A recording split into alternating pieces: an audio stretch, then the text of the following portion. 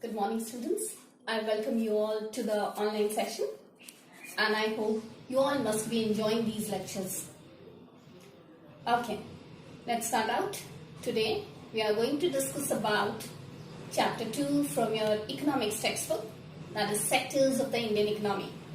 Already we had discussed some of the topics related to this chapter, and today's topic is the share of these sectors in GDP. You will see in our previous lecture we had discussed about the topic, that is where are most of the people employed, that is in which particular sector maximum people are employed. The answer to this was agriculture sector. So you will see more people are employed in the agriculture sector, but still contribution of this sector in terms of GDP is very less. Whereas you will see in tertiary sector less people are employed and the contribution to GDP is maximum. Let's have a look of the graph over here. You can see in this graph it states that more people are employed in the agriculture sector. Can you see? In agriculture sector more people are employed, whereas in the next graph the contribution to this agriculture sector in terms of GDP is very less. And now let's have a look regarding the tertiary sector. You will see tertiary sector, it employs very less number of people, but still the contribution to the GDP is more compared to that of agriculture sector. So now the question is, why such situation arise? You will see it's not like that the people in the agriculture sector are not working. The fact is that though the people in the agriculture sector are working, they are not working to their full potential. That is, more people are employed than actually needed. You will see such a situation is called to be as your disguised unemployment. That is a situation where more people are actually working than needed. People do not work to their full potential. Such a type of unemployment situation is also known to be as your underemployment. You will see it is also called to be as your hidden unemployment. Fine. Though people in the agriculture sector, they are working, but this agriculture job, it's not throughout the year.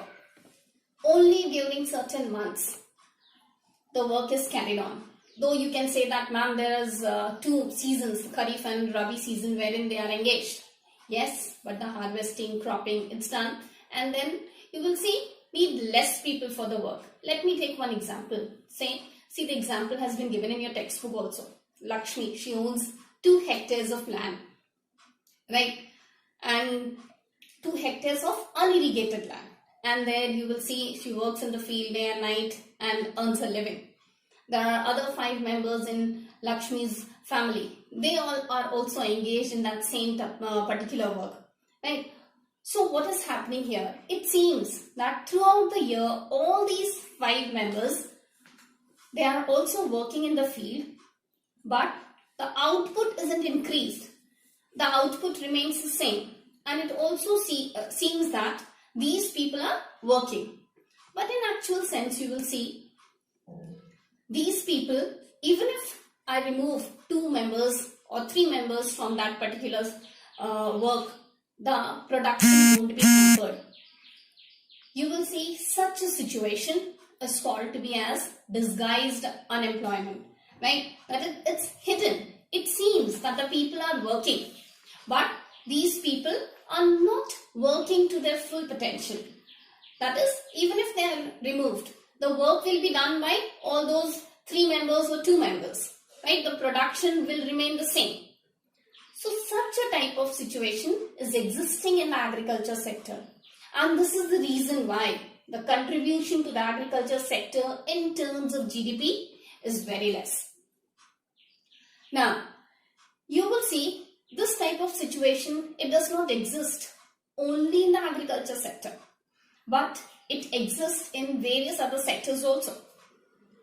You will see in urban areas, there are casual workers, daily workers, like the plumbers, like painters, rickshaw puller, those who earn their wages daily, construction workers who get only, who work only for a certain period of time, maybe for certain months or maybe for short period of time.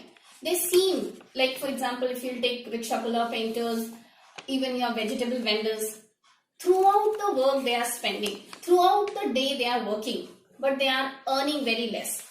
So such a type of work which is being created, it's called to be as your disguised unemployment, where the people they seem to be working but earning very less, contributing very less. So such type of unemployment is persisting in agricultural economy itself and in other sectors also, right?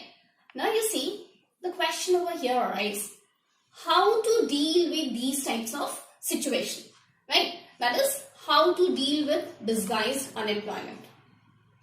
Your answer may be very obvious. Ma'am, create more employment, right? Now, let's see how to create more employment. Not only in the areas, rural areas, but also in the urban areas also. So, let's discuss today's topic, that is how to create more and more employment. I'll relate this particular topic with Laxmi's example. Here you will see Laxmi is having 2 hectares of unirrigated land, right? I am saying 2 hectares of unirrigated land. Now, all the family members, they are busy getting water for irrigating their fields, right? So what could be done? Dams, canals, as well as you can say tube wells can be constructed so that water can be easily available. Now, when I am constructing dams, canals and tube wells, you will see employment is being generated. Like for example, if dam is being constructed, it's constructed for so many days, right? So what is happening? If the government takes up initiative, obviously the employment generation will take place. So the very first point, that is your dams, tube wells, canals can be constructed. Second is your cold storage can be opened. Now, I have increased I have provided with the irrigation facilities. Now, what will happen? The production process will increase. The production output, it will increase. More fruits, vegetables, and crops can be produced. Right? Now, more the production will be there. Now, it needs a place to be stored out. Right? So, what will happen? I need a cold storage there. Okay. So, in rural areas, if cold storage could be opened, it will also generate employment, and what will and these crops which will be there, the fruits and vegetables, it can be stored and preserved also. Fine. This was the second way how employment can be generated. Apart from that, now the production is there more. So what I can do? I mean, what the people can do? Establish small scale industries in the rural areas.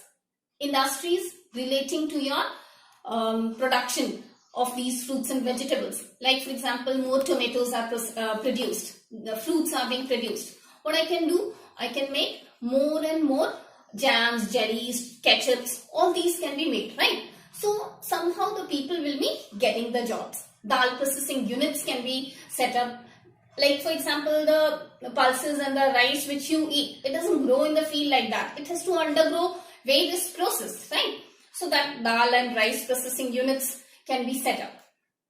So this will also help in generating employment. Apart from that, you will see, to set up all these things, loans will be needed, money will be required, right? So banks can also be set up so that they can offer credit facilities to the people. Now when these types of institution banks will be set up, what will happen? It will generate employment. Some people will be employed over there. Some people will be getting easy credit, and in this way they will be able to set up their own industries, small scale industries. Apart from that, you will see various other institutions like schools and health centers, hospitals, it can be opened. You all must be knowing, education sector itself can generate 20 lakh jobs A study was being conducted by Niti Aayog, that is Planning Commission of India, and it revealed that 20 lakhs jobs can be created, especially by the education sector. So schools, colleges, higher institutions can be set up in these areas. Apart from that, transportation facilities can be enhanced. Now people need to go from one place to another. The rural areas should be connected to the urban areas, right? So in these areas, transportation facilities should be provided. You all must be knowing, in your own city, Aurangabad, smart city buses have been opened up these smart city buses have been initiated by the government. And you remember, from Sidco to Harsulti Point, you must have seen smart city buses flying, right? So this way, all these facilities can be done. Apart from that, honey collection center can be opened up, like rural areas. Some you can say that forest areas are also very nearby to these sectors. So in these forest areas, from here you will see honey collection can be done.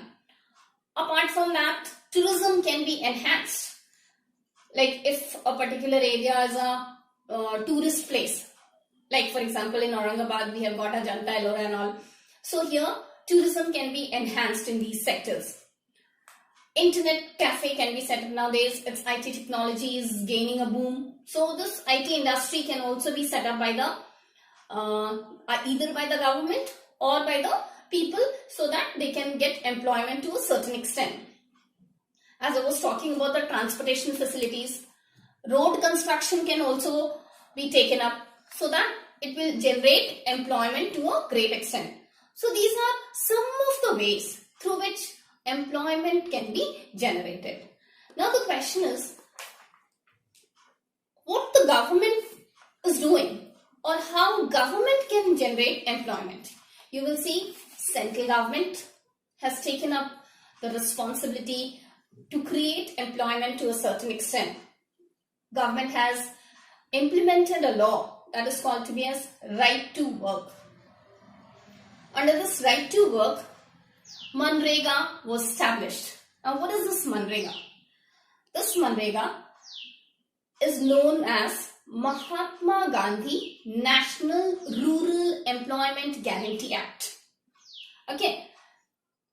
Initially, it was known by the name NREGA, National Rural Employment Guarantee Act. Started in the year 2005. This act generates employment for the people on a large scale. It states that 100 days of employment should be given to the people by the government. And if the government fails to generate employment, what it will do? It will provide employment allowances. Right? Now the question is, what type of work will be provided? Those type of work which will help to increase the production from the land. Such type of work has to be undertaken by this particular NREGA. Now you will say, ma'am, what type of work will be increase the land production? So you will see canals can be constructed, dams can be constructed, roads can be built up, tree plantation can be taken up, and so on. So all these types of work will help in generating the production of the land. So this is how you will see employment can be generated to a large scale. So this was under the topic, that is why the share of agriculture sector is more, even though the contribution to the GDP is less, and how that particular problem of agriculture sector can be overruled. Okay, so to sum up, you will see share in the employment versus share in the GDP we have discussed. We have discussed about disguised unemployment. We have also discussed about how to create more employment. We have also discussed about NREGA, right? So all these are the ways through which employment generation can be tackled up. Now, This much only we are going to discuss about in today's topic. Okay, students. Now let us have a look regarding some of the questions based on the topics which we have discussed. So open your notebooks and let's take down the questions. Question number 1. Define the term disguised unemployment. 1 mark question. Answer to this should include: it's a situation in which more people are employed than actually needed. People do not work to their full potential. Such a situation is called to be as disguised unemployment.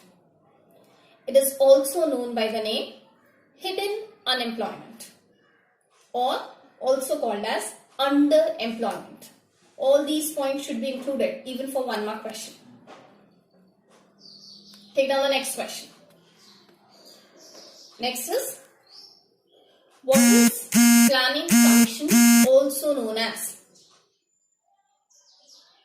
So you'll write, again this is 1 mark question, and you'll write planning commission is also known by the name Niti Aayog. You need to remember this. Very often this particular question has come in the exam. Niti Aayog. Now the next one. How to generate more employment? Fine.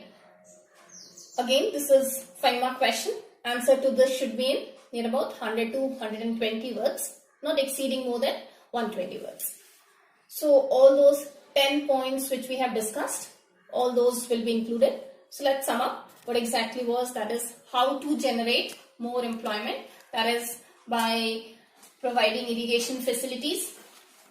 That is, you will see dams, bridges, road construction should be done. Cold storage can be opened up. Banks should be there. Transportation facilities should be enhanced. Then small scale industry should be set up. Tourism can also be encouraged. Road construction was there. Then due to the boom in the IT industry, internet cafe and all can be opened up. Apart from that, government has also taken up the initiative and has come up with the Niti Aayog. That is your NREGA has been established by the government. So right to work. So all these points will be included. You'll be explaining all these points in near about 3 to 4 lines each. And I'm telling you, all those 10 points should be included. Even the questions of 5 marks, or even if it is of 3 marks, you are supposed to write all those points. Okay. Take down the next question. Next question is short notes on NREGA. NREGA. That is NREGA. So what you will be writing over here? NREGA is known to be as your Mahatma Gandhi National Rural Employment Guarantee Act. Started in the year 2005. This particular act is also known as right to work. It provides employment to the people in the rural areas, as the name itself suggests. NREGA, National Rural. So it provides employment to the people in the rural areas.